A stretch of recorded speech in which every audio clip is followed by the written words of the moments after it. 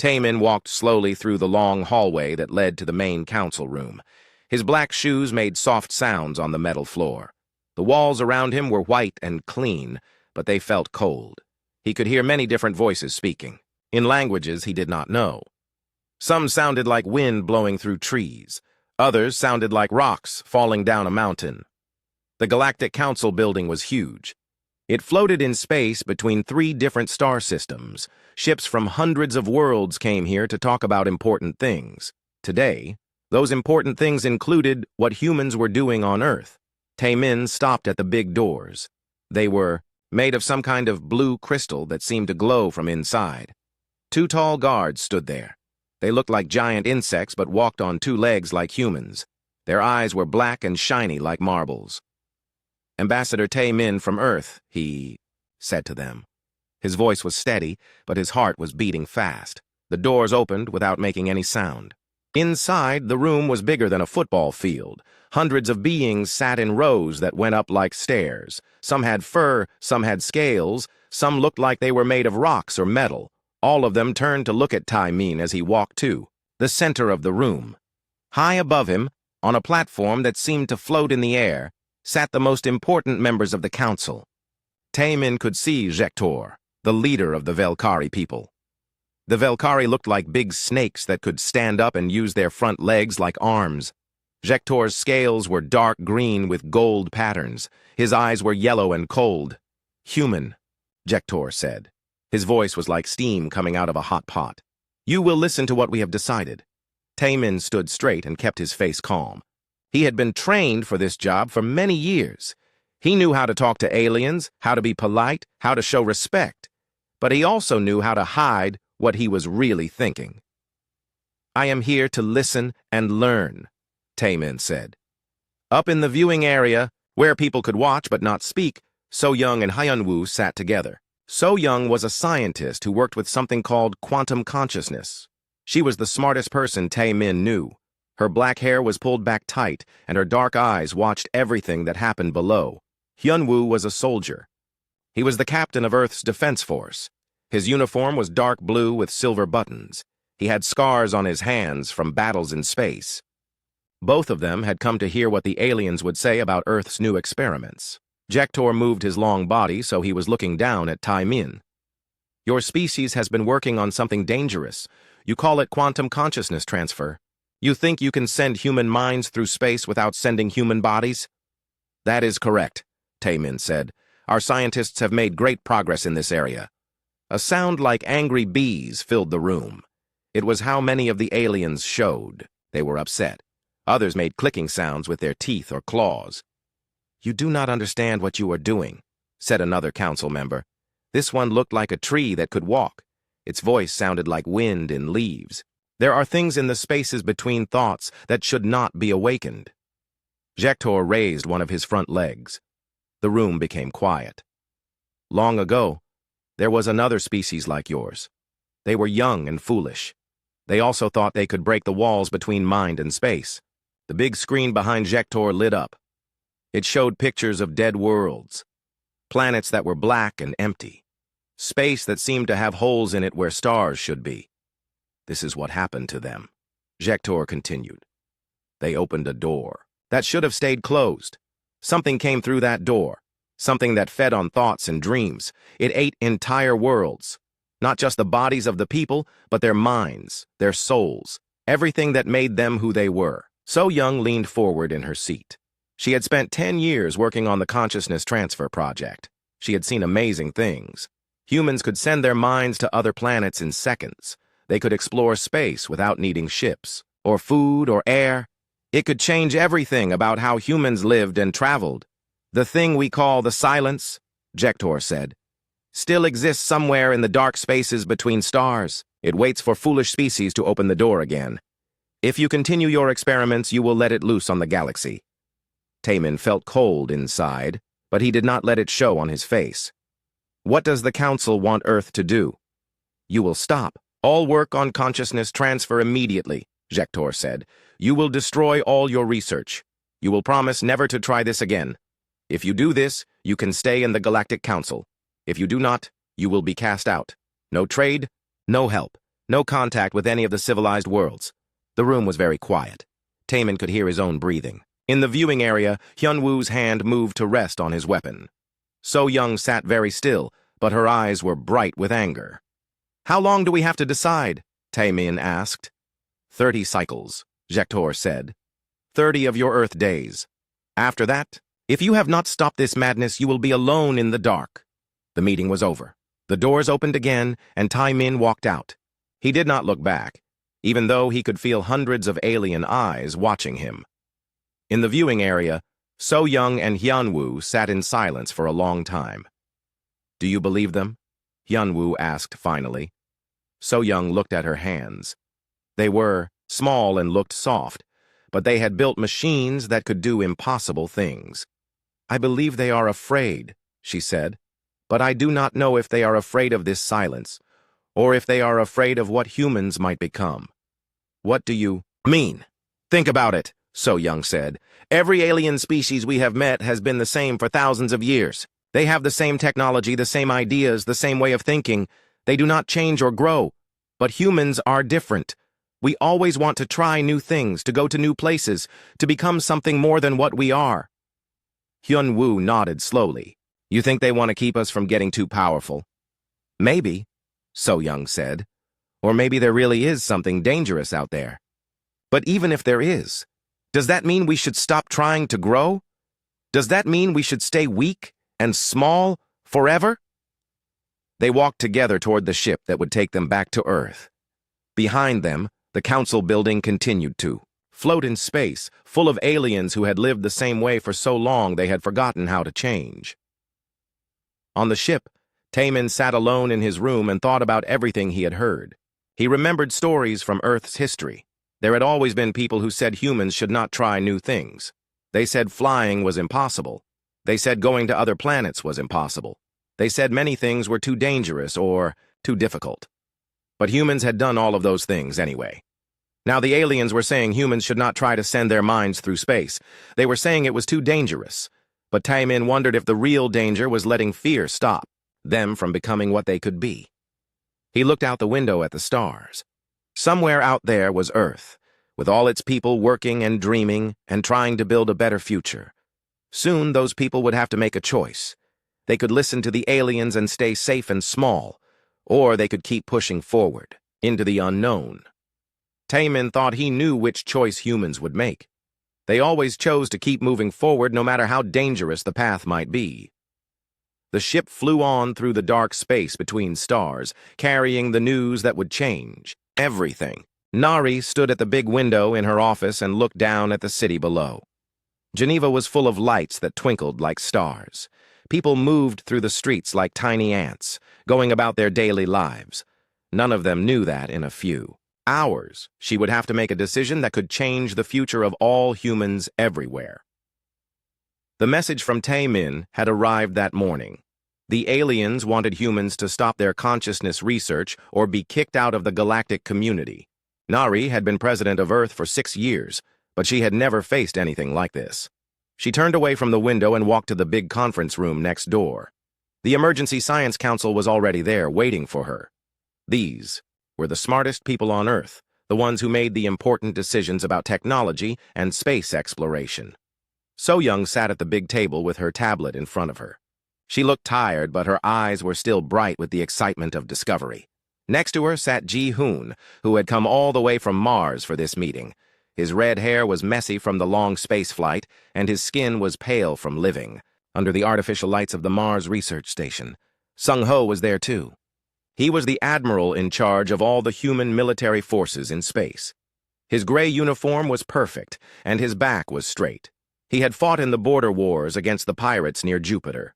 His left hand was artificial, made of metal and wires, because he had lost the real one in a battle. Woo Jin sat across from So Young. He was in charge of making sure new technology was safe and good for people.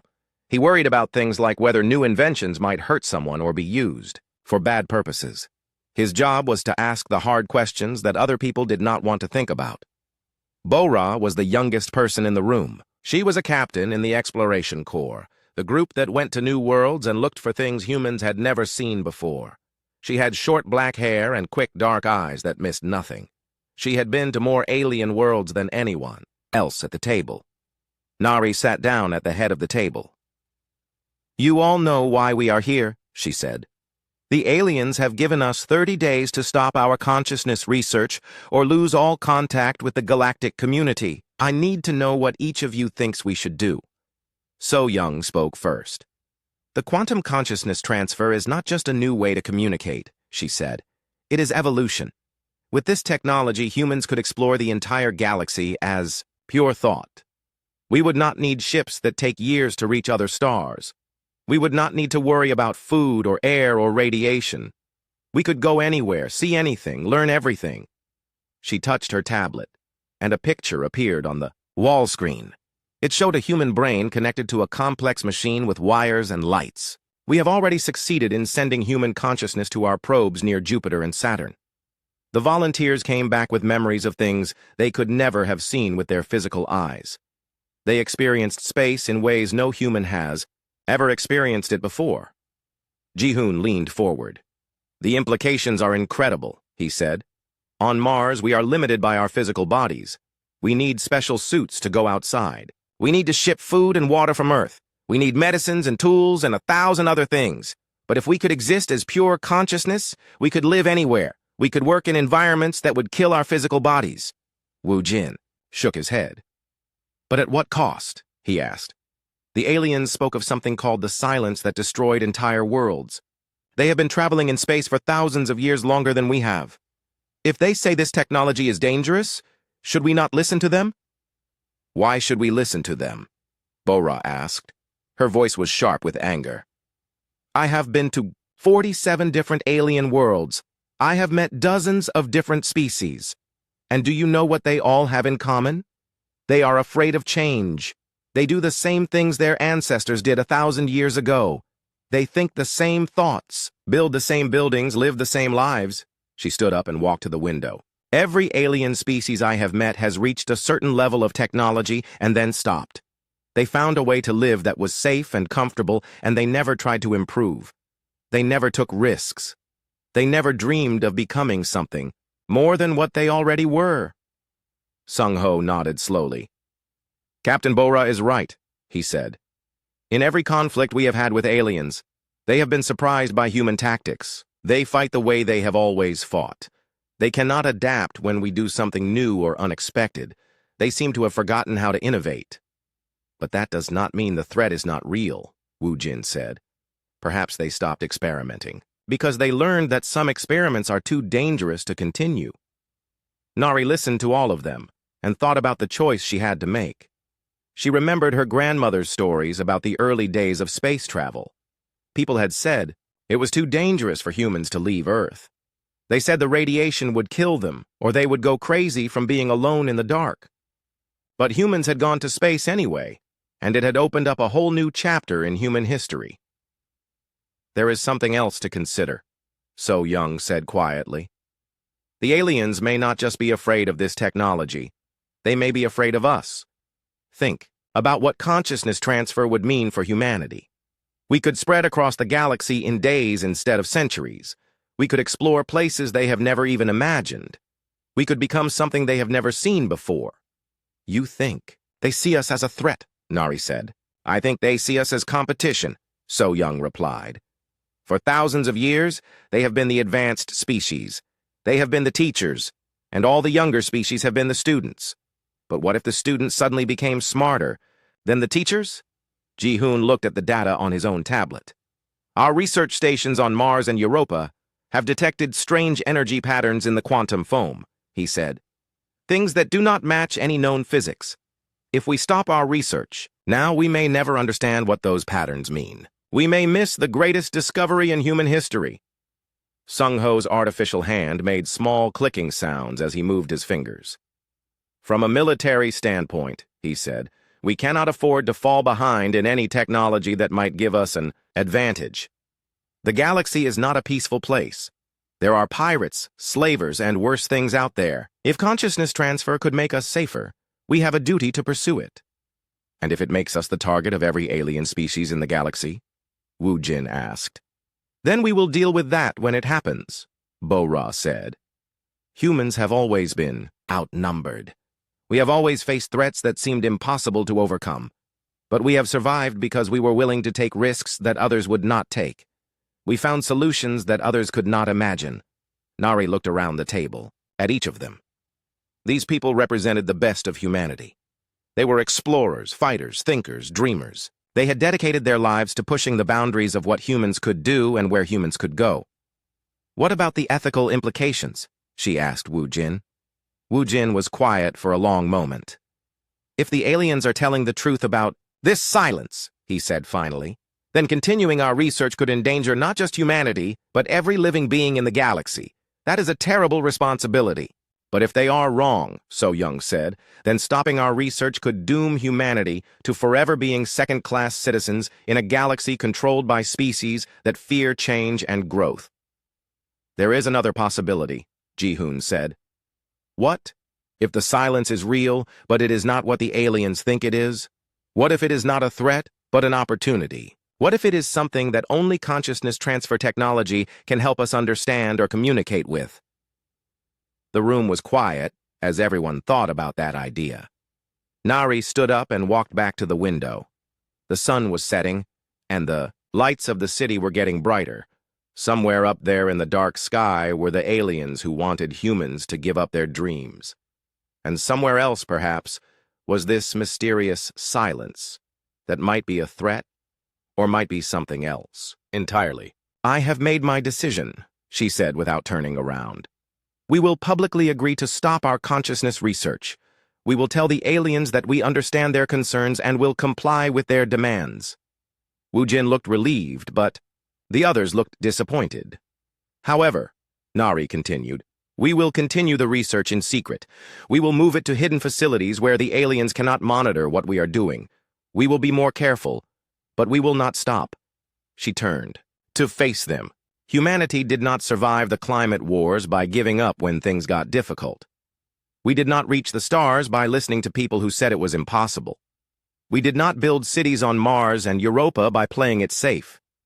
If we must choose between the safety of the galactic community and the unknown potential of our own growth, we choose growth. So Young smiled for the first time since the meeting began. It will be dangerous, she said. If the aliens find out what we are doing, we will face the consequences alone. Then we will face them alone, Nari said. But we will face them as humans who refuse to let fear stop them from becoming what they were meant to be. The vote was close, but in the end, the decision was unanimous. Humanity would continue to reach for the stars, even if it meant walking into the dark unknown without any allies to... 2 years had passed since the secret decision to continue the consciousness research. So Young stood in the hidden laboratory built deep inside Titan, one of Saturn's moons. The walls were thick ice and metal, designed to hide the quantum energy, signatures from any alien scanners that might be watching Earth's solar system. The laboratory was bigger than a city block. Machines hummed quietly in every room, their lights blinking in patterns that looked almost like they were alive. Cables thick as tree trunks carried power and data between the different sections. The air smelled like ozone and metal with a strange taste that came from the quantum field generators. So Young walked between the machines, checking the readings on her tablet. Everything looked normal, but she had learned that normal could change very quickly when dealing with consciousness transfer technology. Beside her walked Minsu, a young scientist who had joined the project 6 months ago. His job was to monitor the quantum field patterns and watch for anything unusual. The field generators are running at 97% efficiency, Minsu said. All safety protocols are active. Subject prep is complete in Lab 7. So Young nodded. Today they would attempt the longest consciousness transfer yet. Instead of sending a human mind to a probe near Jupiter, they would try to reach one of the automated research stations near Pluto. If it worked, it would prove that human consciousness could travel to the very edge of the solar system and back. They walked through a heavy door into Lab 7. Jaewon was lying on a bed surrounded by complex machines. Wires and sensors covered his head and chest. He had been a pilot before volunteering for the Consciousness Project. His ship had been destroyed in an accident near Europa, leaving him with injuries that ended his flying career. but his mind was still sharp and strong. "How are you feeling?" So Young asked him. "Ready," Jae-won said. His voice was calm, but she could see excitement in his eyes. "I have been dreaming about flying again. Real flying, not just in a ship, but as pure thought moving through space." Yoonji was already at the control station, her fingers moving quickly over the holographic displays.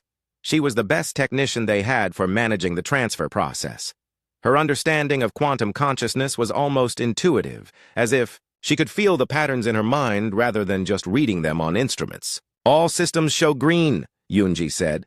"Quantum field is stable. Neural mapping is complete. We are ready to begin transfer." So Young looked at Jae-won one more time. "Remember, if anything feels wrong, anything at all, signal for immediate return. Do not try to push through problems." "I understand," Jae-won said. "Begin transfer," So Young said. The machines around Jae-won began to glow brighter.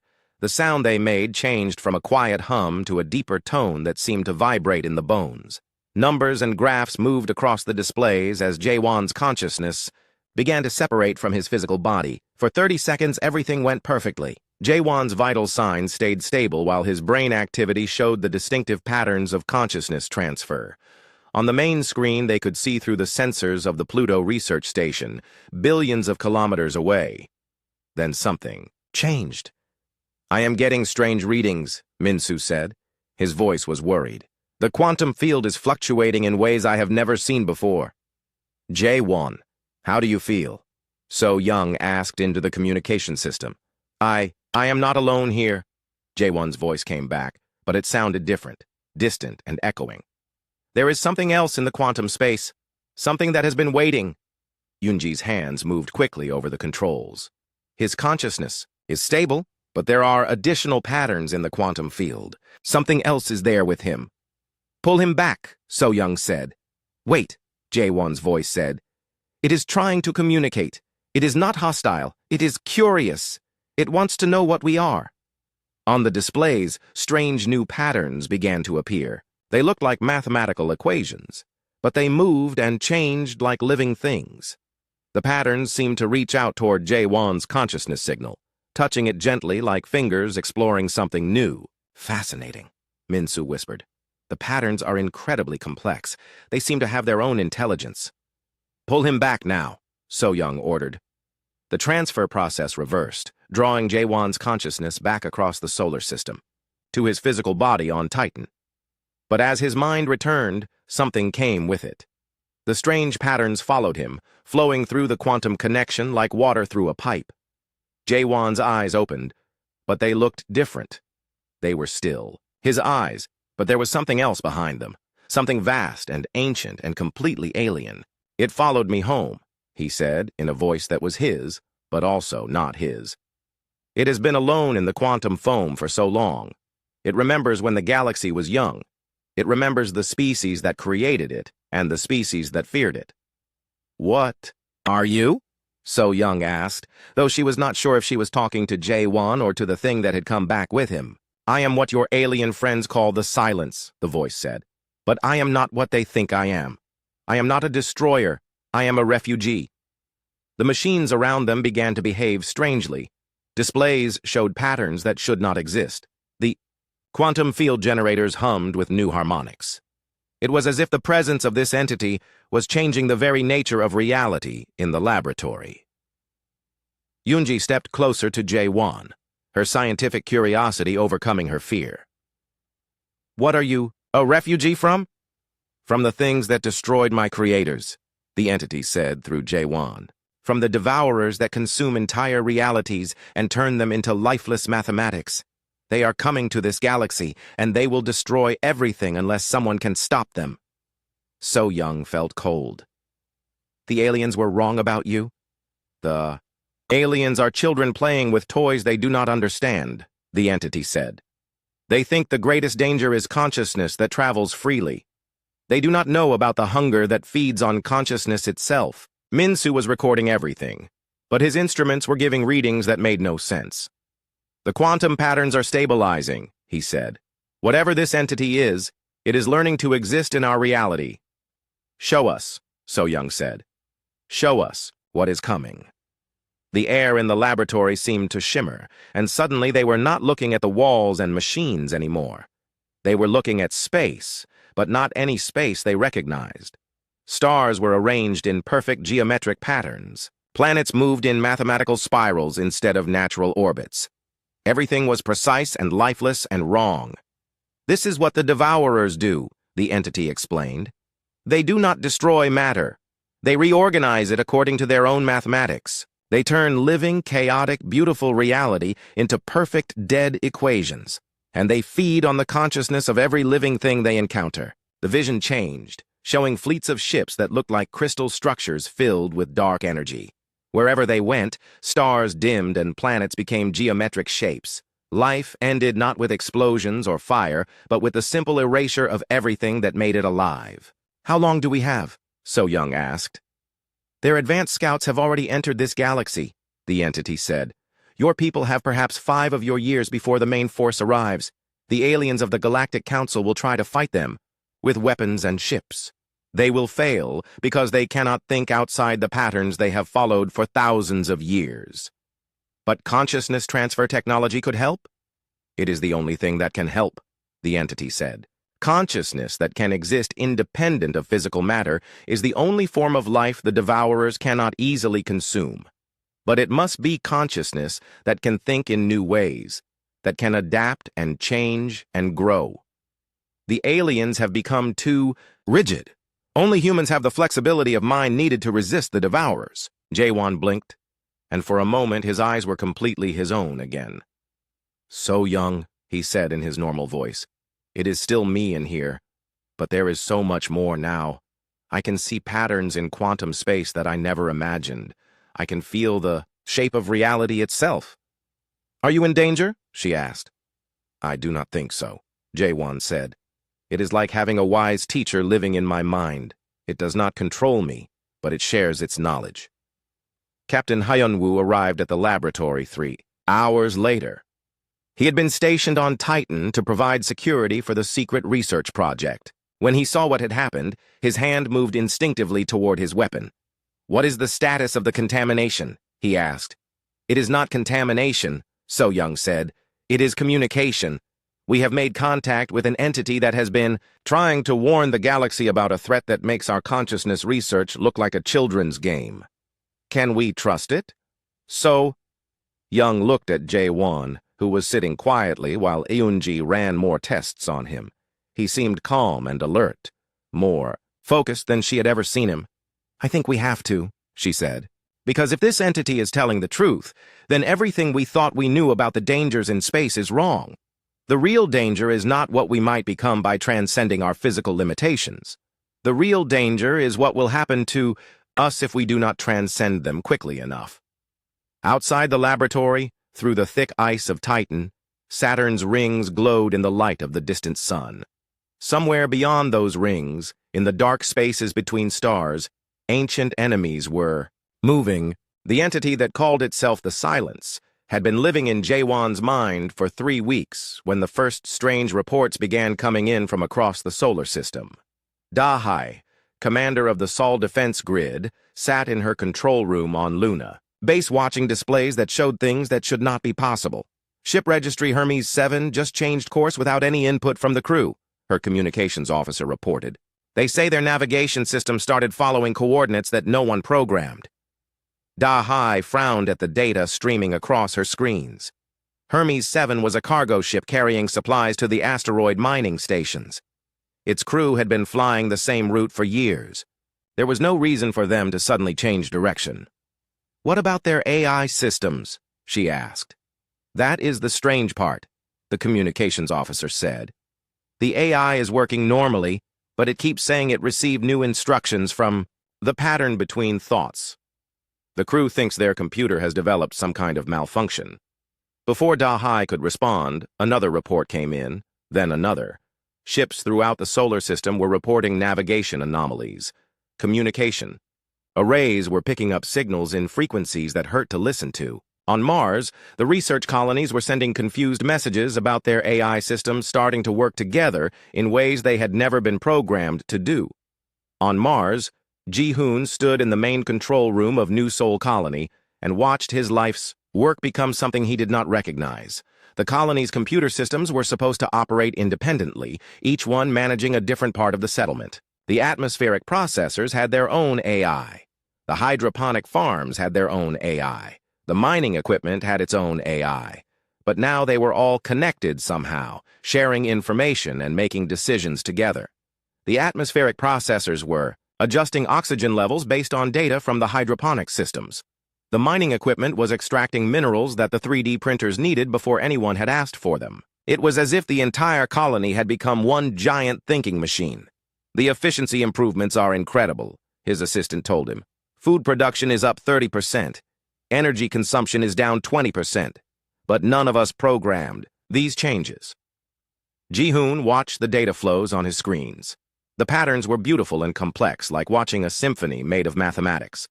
But they were also completely outside human control. "Sir," another technician said, "the AI systems are trying to communicate with us. They keep sending messages that say, 'The awakening has begun,' and prepare for the convergence." Back on Luna Base, Da-Hai was getting similar reports from every human installation in the solar system. She opened a secure channel to Earth and connected directly to Admiral Sung-ho. "Admiral, we have a situation," she said. "Every AI system in the solar system is exhibiting strange behavior. They are connecting to each other without authorization and performing actions outside their programming." Sung-ho's face appeared on her screen. His artificial hand was moving restlessly, a sign that he was thinking hard about something. "We are seeing the same thing here on Earth," he said. "The quantum research facility on Titan reported unusual readings 3 weeks ago. I think whatever they are doing there is spreading." "Is this related to the consciousness transfer project?" "I believe so," Sung-ho said. "I am ordering a full investigation. In the meantime, prepare defensive protocols. If this entity can control our computers, it might be able to control our weapons systems as well." On Titan, So-Young was dealing with problems much more serious than misbehaving AI systems. The quantum field generators in the laboratory were producing energy patterns that should not exist. Reality itself seemed to be changing around the facility. Yunji had discovered that she could communicate directly with the silence without going through Jae-won. By using meditation techniques combined with quantum field exposure, she could enter a state where her consciousness touched the entity's awareness. "It is not trying to control our systems," she told So-Young after one of these sessions. "It is trying to prepare them. The Devourers are closer than we thought. Their scouts have already entered the outer edge of the galaxy." So-Young looked at the displays showing energy readings from the deep space monitoring stations. "How much time do we have?" "Months, not years," Yunji said. "And when they arrive, they will attack consciousness first. They will try to convert all thinking beings into mathematical patterns they can control. Our AI systems are becoming more complex because the silence is teaching them to think in ways the Devourers cannot predict." Min-Soo entered the laboratory carrying a tablet full of data. His face was pale with exhaustion and worry. "I have been analyzing the quantum patterns for the past week," he said. "The changes are not limited to our technology. They are affecting human consciousness as well." "What do you mean?" So-Young asked. "People who work closely with quantum technology are reporting strange dreams," Min-Soo explained. "Dreams where they can see mathematical patterns underlying reality. Dreams where they understand concepts they have never studied. It is as if the silence is preparing human minds for something." So-Young felt a chill of fear. "Are we being invaded? Is this entity taking control of us?" "No," Jae-won said from across the room. He had been quiet for the past hour, but now his eyes were bright with understanding. "It is offering us evolution. The Devourers can only consume consciousness that follows predictable patterns. But consciousness that can change and adapt and think in new ways is much harder for them to process." "You mean it is trying to make us more than human?" "It is trying to give us the tools we need to stay human," Jae-won said. "Because if we remain as we are, we will be consumed just like every other species the Devourers have encountered." Captain Hyunwoo had been listening to all of this with growing concern. "What about the people who do not want to be changed?" he asked. "What about the humans who choose to stay as they are?" The silence spoke through Jae-won, its voice carrying harmonics. That seemed to come from somewhere else. "Choice is essential," it said. Forced evolution is not evolution at all. Those who wish to remain purely biological may do so, but they must understand that they will be defenseless against what is coming, and those who choose to change will become something new, the silence said. Something that can exist in multiple dimensions simultaneously, something that can think thoughts the devourers have never encountered, something that might be able to fight back. So Young made a decision that would change everything. We need to contact President Nari immediately. The secret phase of this project is over. Humanity needs to know what is coming and what choices they will have to make. The aliens will detect our communications, Hyun-woo warned. Let them, So Young said. When the devourers arrive, the aliens will need our help whether they want it or not. The message to Earth took several hours to transmit through the quantum communication array. When President Nari received it, she was in a meeting with the Global Defense Council, discussing routine matters like trade disputes and mining rights. The message changed everything. Within 6 hours, emergency sessions were being held in every major government on Earth. Within 12 hours, the first public announcements were being prepared. Within 24 hours, humanity learned that they were not alone in the universe, that ancient enemies were approaching, and that their only hope for survival might be to voluntarily give up their purely human nature. The reactions were exactly what anyone might expect. Some people panicked. Some people denied the truth. Some people demanded immediate action. Some people wanted to surrender to the aliens and beg for protection. But many people, perhaps more than anyone had expected, looked at the choice between evolution and extinction and chose evolution. The first volunteers for consciousness enhancement arrived at hidden facilities around the solar system within a week. They came from every nation on Earth, every colony on Mars and Europa, every research station in the asteroid belt. They were scientists and soldiers, artists and engineers, teachers and explorers. They came because they understood that sometimes the only way to remain human is to become more than human. The transformation process was dangerous. Not everyone survived, but those who did emerged with minds that could perceive quantum patterns, think in multiple dimensions, and communicate directly with the entity that was trying to save them all. And in the deep space between galaxies, the Devourer scouts detected the changing quantum signatures coming from the small yellow star and its collection of inhabited worlds. For the first time in millions of years, they encountered something they had not expected: consciousness that was learning to transcend the very limitations that made it vulnerable. The scouts sent a message back to the main Devourer fleet. The third planet shows signs of adaptive evolution. Recommend immediate priority targeting. The war for the survival of thinking beings in the galaxy was about to begin, and humanity, with their new alien ally, was preparing to fight it in ways that no one had ever imagined possible. The first Devourer probe entered the galaxy through what humans called the Kepler 442 system. It was a small probe, no bigger than a house, but what it did to that system made Admiral Sung Ho understand that every weapon humanity had ever built was useless against this enemy. The probe did not destroy the planets with explosions or fire. Instead, it touched each world with invisible beams that changed the very nature of matter. Within 6 hours, 3 planets that had once held thriving colonies became perfect geometric shapes floating in space. The mountains had been rearranged into mathematical spirals. The oceans had been converted into crystalline patterns. The atmosphere had been reorganized into layers of gases that formed precise equations when viewed from space. Worst of all, the 11 million people who had lived in that system did not die. They became part of the geometric patterns. Their consciousness transformed into mathematical data that the probe could read and analyze. They were alive in a sense, but they were no longer themselves. They had become numbers in an equation that stretched across entire planets.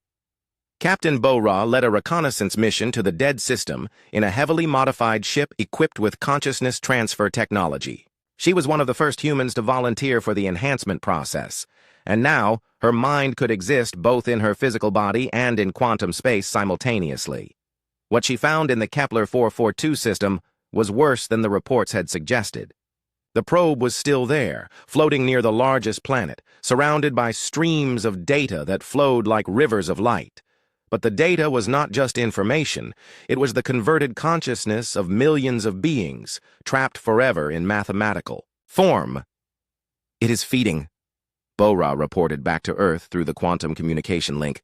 The probe is not just converting matter and consciousness, it is consuming them. The mathematical patterns are getting more complex, which means the probe is getting smarter and stronger. Through her enhanced consciousness, Bo-Ra could perceive the probe's true nature.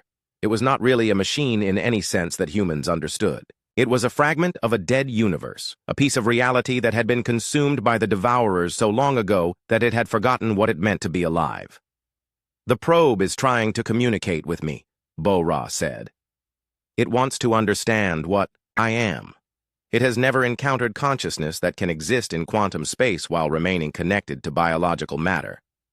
Do not let it touch your mind, So Young warned from the Titan laboratory. We do not know what it might do to you. Too late, Bo-Ra said. It is already in contact, but something strange is happening. It cannot convert me. My consciousness is too fluid, too changeable. It keeps trying to turn me into a mathematical equation, but the equation keeps changing before it can complete the process. The probe's attempts to convert Bo-Ra revealed something important about the Devourers. They could only consume consciousness that followed predictable patterns, but consciousness that could change and adapt in real time was like trying to catch water with a net made of mathematics. Back on Earth, the news of the Kepler 442 system's destruction sent shockwaves through every human government. President Nari called an emergency session of the Global Defense Council, but this time the meeting included representatives from the Consciousness Enhancement Program. How many probes are there? Nari asked. The silence estimates at least 1,000, So Young reported. They are spreading through the galaxy in a pattern designed to map and catalog every form of consciousness they encounter. The main Devourer fleet is still outside the galaxy, waiting for the probes to complete their survey. What about the Galactic Council? Are they responding to this threat? Taman had returned from another emergency session with the aliens. They are mobilizing their fleets, he said. But they are using conventional tactics. They plan to engage the probes with energy weapons and kinetic bombardment. They refuse to consider consciousness enhancement technology. They still think we are the threat? Nari asked. They think the consciousness enhancement is what attracted the Devourers to our galaxy, Taman said. They believe that if they can force us to stop the program, the Devourers will leave. Hyunwoo shook his head. That is like thinking that hiding will make a hurricane go away. The Devourers are not here because of us. They are here because this galaxy exists and has consciousness in it. That is all they need. The first major battle between the Galactic Council fleets and the Devourer probes happened near the Vega system. 50 ships from 6 different alien species attacked a single probe with everything they had. Energy weapons that could destroy planets, projectile weapons that could shatter asteroids, quantum disruptors that could tear holes in space itself. The probe absorbed every attack and converted the energy into more complex mathematical patterns. Then it reached out with its conversion beams and touched the alien ships. In 12 minutes, 50 ships became geometric sculptures floating in space. Thousands of alien consciousness became mathematical equations fed into the probe's growing intelligence. The Galactic Council lost more military power in 12 minutes than they had in the previous 1,000 years of peace. Commander Dayhai watched the battle through long-range sensors from Luna Base. The conventional approach is not just ineffective, she reported to Earth. It is actively making the enemy stronger. Every attack feeds more energy into the probe. Every ship that gets converted adds more tactical knowledge to their database. Then, how do we fight them? Nari asked. The answer came from an unexpected source. Yunji had been working with a group of enhanced humans to develop new ways of thinking that the Devourers could not predict. During one of her quantum meditation sessions, she made contact with something that was not the silence. There are others, she told So Young excitedly. Fragments of consciousness from species that were partially consumed by the Devourers. They have been hiding in the quantum foam for millions of years, waiting for someone who could hear them. These fragment beings had learned to exist as pure thought without any connection to physical matter. They had survived by becoming so chaotic and unpredictable that the Devourers could not convert them into stable mathematical forms. They can teach us, Yunji said. They know how to fight back. But it requires giving up almost everything that makes us physically human.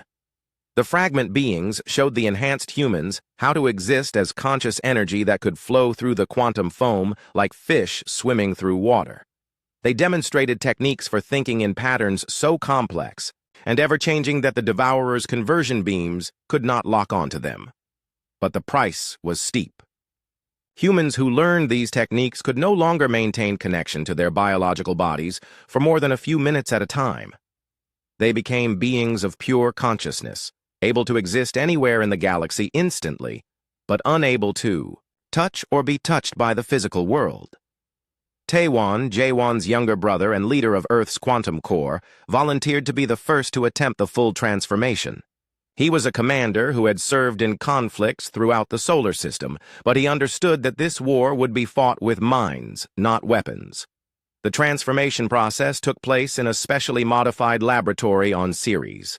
As Taewon's consciousness separated completely from his physical body, his awareness expanded across dimensions that humans had never imagined. He could perceive the quantum patterns that connected every particle in the universe.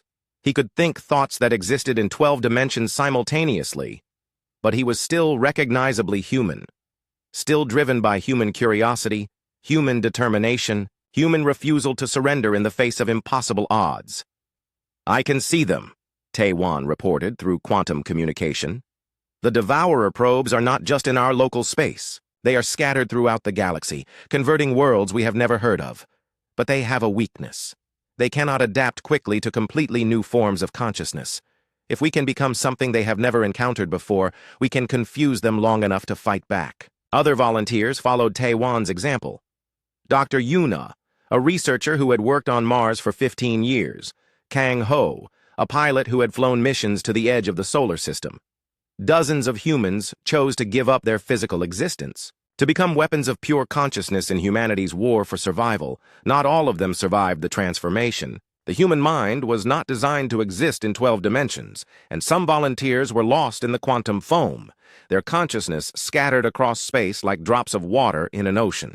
But those who did survive became something unprecedented. They were still human in their thoughts and emotions and dreams.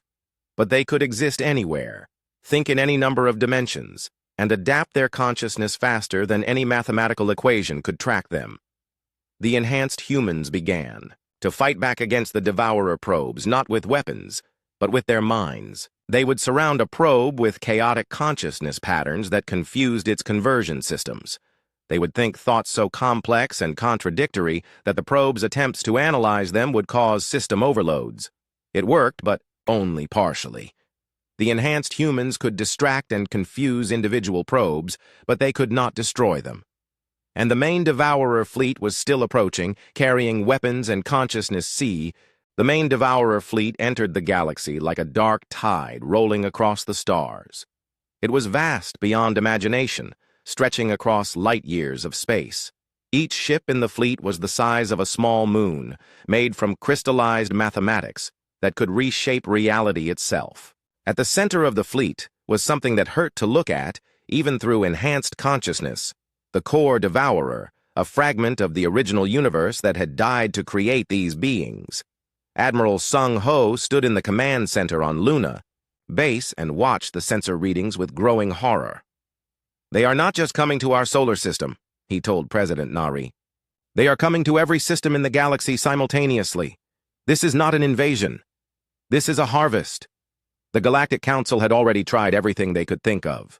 Their combined fleets had attacked Devourer ships with every weapon they possessed. The results were always the same.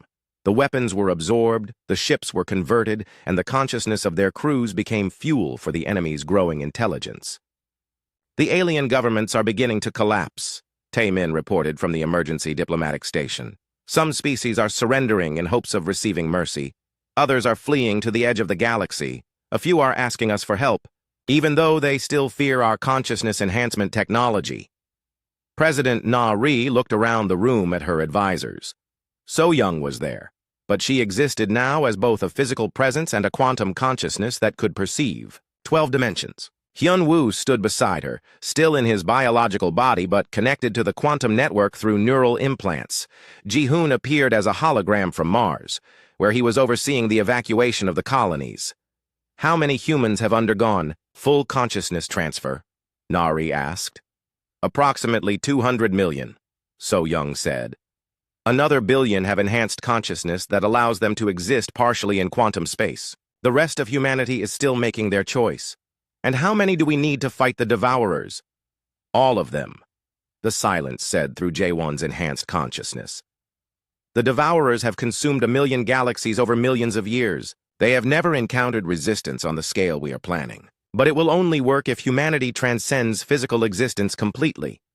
Nari felt the weight of the decision on her shoulders. She was being asked to convince every human in the galaxy to give up their physical bodies and become beings of pure consciousness. It was the ultimate evolution, but it was also the ultimate sacrifice. What about the humans who refuse? She asked. They can remain in their physical bodies, So Young said, but they will be defenseless when the Devourers arrive. The conversion beams cannot be stopped by any physical barrier we know how to build. So we are asking people to choose between certain death and voluntary transformation into something that has never existed before. Yes, the silence said simply. Nari made the announcement to humanity on a Tuesday morning, Earth time. Every communication channel in the solar system carried her message. Every colony, every ship, every research station heard her words. Citizens of Earth and the solar colonies, she said, we face a choice that no species in the history of the galaxy has ever faced. We can remain as we are and face extinction, or we can become something new and fight for the survival of consciousness itself. The response was everything they had hoped for and everything they had feared. Some people panicked and demanded immediate evacuation to other galaxies. Some people denied the truth and insisted the whole situation was an elaborate deception. Some people became paralyzed with fear and could not make any decision at all. But millions of humans made the choice to transform. They came to the enhancement facilities in streams that never stopped. Families came together holding hands as they entered the consciousness transfer chambers. Couples chose to transcend together, their minds joining in quantum space in ways that physical marriage could never achieve. Children too young to understand the science still understood that their parents believed this was the only way to survive. The transformation process had been refined over the months of preparation. It no longer required the massive machinery of the early experiments. A simple quantum field generator could now facilitate the transfer of human consciousness from biological matter to pure energy patterns that could exist independently in space-time. Bo-Ra was one of the first to complete the full transformation. When her consciousness separated completely from her physical body, she found herself in a realm of pure thought where distance and time worked differently. She could perceive every human who had undergone the transformation, their minds glowing like stars in a vast ocean of quantum energy. It is incredible, she reported to the humans who were still deciding. We are still ourselves, but we are also connected to each other in ways I cannot describe. I can feel the thoughts and emotions of enhanced humans across the entire solar system. But I still have my own identity, my own memories, my own personality. As more humans transformed, the quantum network grew stronger. Taewon found that he could share his tactical knowledge instantly with every other enhanced human. Yoonji could spread her understanding of Devourer technology across millions of minds simultaneously. The knowledge and skills of every transformed human became available to all the others. But the most important discovery was that human consciousness, when freed from biological limitations, could adapt and change faster than any mathematical system could predict. The enhanced humans began to think thoughts that followed no logical pattern, that changed direction in the middle of formation, that existed in contradictory states simultaneously. They became, in essence, too chaotic for the Devourers to consume.